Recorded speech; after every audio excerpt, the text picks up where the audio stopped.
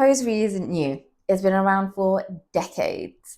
So, how do you build a fresh, unique brand in a space that's already packed with big names and fast fashion giants?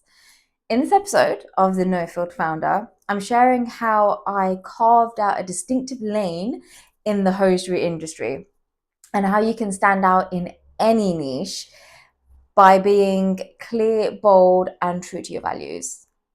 So we're going to break this video down into segments just so it's super easy to follow. So the first segment, the hosiery industry is crowded. That's not a bad thing. So when I first started, I saw a ton of hosiery brands already doing tights, stockings, hold ups, even socks. But most of them just look the same, felt the same, glossy ads, airbrush models, no real personality.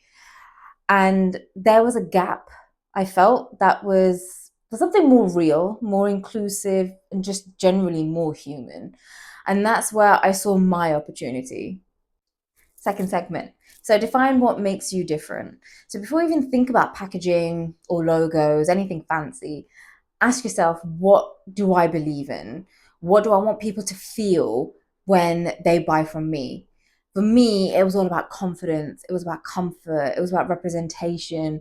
I wanted all genders to feel sexy, strong, confident, and seen, being the biggest thing ever. That's that's what actually helped me build the foundations of my business. That became the foundation of my brand. Segment 3. So speak directly to your audience. So you don't need everybody to love your brand. Everybody thinks that. You don't actually need that. You just need to have the right people to love it. Whether I'm posting on socials or packing an order, I always keep my audience in mind. I speak their language. That's the easiest thing. And I share the content that makes them feel like they're part of the community, not just a customer, because honestly, it makes a massive difference doing so. Segment 4.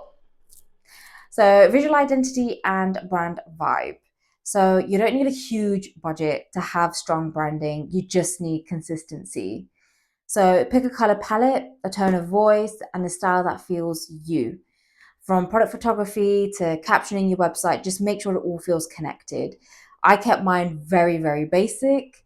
I kept mine sort of just to the point, really. And it's just great to have a starting point. You can always change this further down the line, but for me, I've still actually got mine, and I actually quite like it, so it helps. It helps. And most importantly, before I forget to say, don't try and copy what's working for somebody else. It'll just end up making you blend in.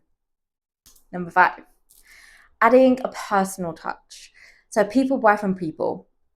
It's just a fact. Every time I share a behind the scenes clip or a custom review or leg fee, or even just a styling video with or without me in it, it boosts engagement and sales ultimately. Being visible, showing my journey on all my social platforms or whichever one just works for you, and just being real and authentic has really helped my hosiery brand stand out more than any polished advert could ever do. And segment number 6, let your values lead. So, what do you stand for? Ethical sourcing, body positivity, empowerment, confidence. These values build trust, and trust builds brands. Just putting that out there.